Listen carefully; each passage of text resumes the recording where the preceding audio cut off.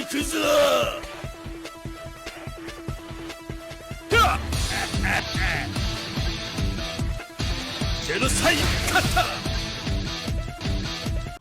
happening, everybody? Welcome back. This is Forgo. Today we're going to have a little fun with the Yellow Gods. Now, I know many of you probably don't have King. Maybe you weren't playing the game during the 7 Deadly Sins collaboration, but this really is a terrific character. Not only because he gives 20% PG rate to yellow fighters, but also because he has dot explosions, starlight, he has great PG gain, he has a nice long 3 PG animation, and then of course we got to throw in Keough. And I wanted to do this video really to show you guys just like Keough's coming up in the next banner, right? Just kind of wanted to represent this character because even though, you know, Leona surpassed him in damage, Keough is still a god. This is one of the best characters easily in this game. One of the highest damage dealing monsters in this game. He is crazy, crazy powerful. And then we have Honoka. And I gotta show Honoka some love, one, because she is a yellow, but also because this is a character that everybody was able to get for free if they were playing during this collaboration, right? So we're going to jump into some team relay dungeon here, and we're going to take on Immortal Mose. And this is a perfect boss for these guys to fight against because they are yellow fighters. They do have the type advantage, and you know, having dot explosion is massive. Honestly, having shock is really massive too, but we're not going to use any shock damage dealing characters because we don't need them, right? We already have the type advantage. We already have 3 insanely powerful characters, right? And they're fairly built up, right? All of them have max capsules. Well, King has max capsules. He does have the max imprint stones as first, and you know, these stones are pretty typical with collaboration characters. And this video really does highlight how strong collaboration characters are and the SS versions, right? The characters that we're going to be getting here in just a few days, right, with Yuri and King, and then of course the return of Keough and Iori.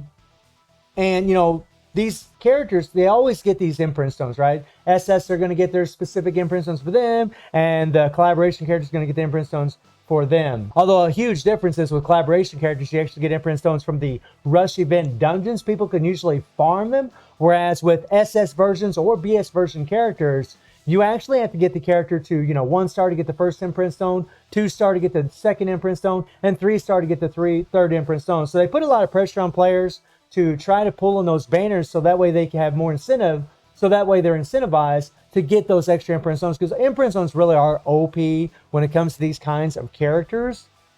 I mean, this one here gives decreased damage received, double attack. Then it gives, I mean, increased target damage received by 10%, right? And then double attack, and then gains power and double attack. We're just going to use the Keough set on this guy. And King's one of them rare characters in the game that actually has a damage buff based on how much defenses he have, even though he's a balanced type fighter. This is something generally you see with defensive characters, but every once in a while they'll throw you for a loop and they'll throw in a balanced type fighter that actually has an increased attack of a certain amount based on defense. So the Keough set works out really well with this character. And then of course his PG rate leadership is just awesome, right? Because it works on all yellow fighters. And then of course we have Honoka, who doesn't have Awakening, who doesn't have capsules, but is level 50, right? And the beautiful thing about this is a lot of players have this character, right? I only have 1 imprint stone on her. I really should have a couple more on this character, but I just leveled up 1, which is kind of weird, but I think I'm just trying to conserve on my gold hammers. Those things are very scarce and very hard to come by. And for Honoka, we're just going to run the Keough set. Now, she's going to have as much cooldown as what we'd like her to have, because we've got this option card on her, and this option card really is massive, you know, with the increased critical rate, the increased attack, and then the critical damage by 20%. And along with Honoka's extra critical damage and critical rate from her 3PG, I mean, you're getting an extra 40% critical damage with that option card and the 3PG.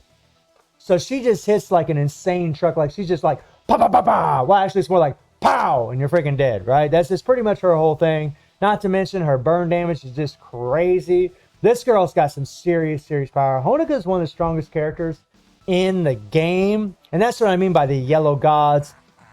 And then, of course, Keough, who does have max capsules. He does have imprint stones. He's actually got 4 imprint stones on him. The last one actually increasing his HP, but a lot better if this was attack. But it does increase his starlight damage. However, that's not going to come into play in this battle because we're not going to be using Starlight. We're just going to be using his 3PG, and you only get Starlight from Keough when you're applying his core finisher.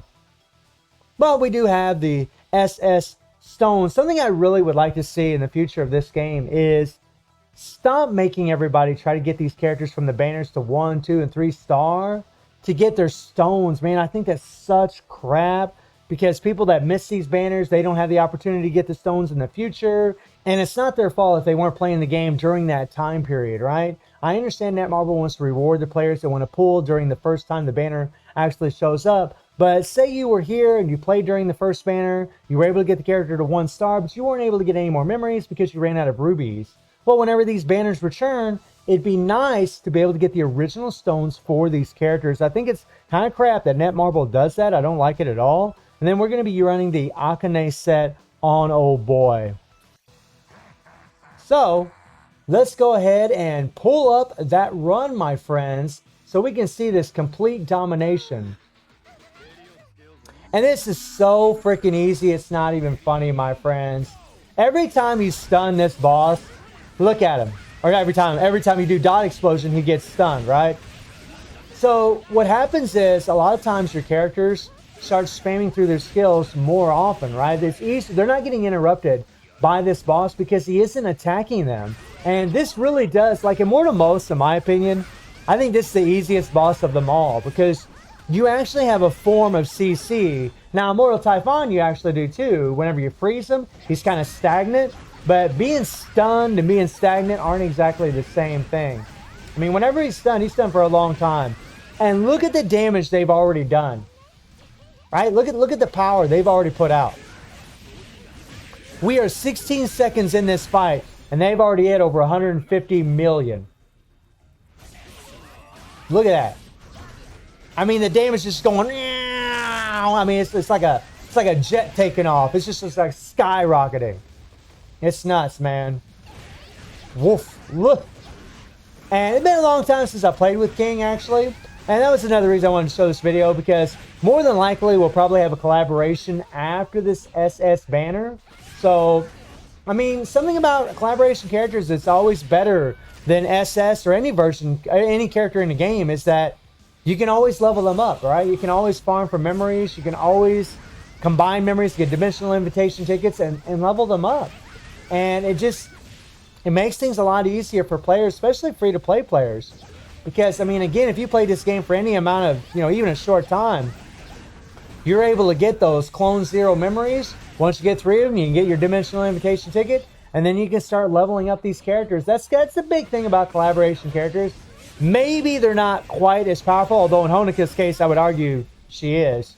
But in a lot of cases, they're not quite as strong as maybe an SS version or BS version. But something else to keep in mind is that these characters, like they implemented SS versions of collaboration characters with Honoka, Neo Tengo, Kazumi, right? With Marie. So the next collaboration, they're going to do the same thing. We're more than likely going to have SS versions and possibly, maybe, BS versions, right? Maybe you got some villain form of a character and they're a BS version that's a collaboration character. That is something that could happen. It is very possible. Netmarble can do whatever they want, right? They can do whatever they want. We didn't think they were going to give us SS versions of collaboration characters, and look what they did. And at first we were pretty disappointed, but we ended up getting super, super happy because especially when they extended the carnival, that was just nuts. It allowed people to have a lot more time to be able to to finish the carnival, to get more memories for Honoka. And that's pretty awesome, my friends. I mean, honestly, the DOA 6 collaboration is one of the best collaborations we ever had. Because we actually got 2 free SS versions. We got Marie, and we ended up getting Honoka. And by the way, I could have used Marie in here, but I just wanted to use King. Haven't used him in a long time. Wanted to show off a little collaboration power. And actually, we're showing off collaboration power from 2 characters. And Keough, Keough with his, this is the thing about these characters, right? The survivability from them is just nuts, right? King's got survivability from his Imprint Stone. Honoka's actually got survivability from her, her kid, from her core passive. And then Keough, of course, with his immunity core. And look at that. 26 seconds to spare.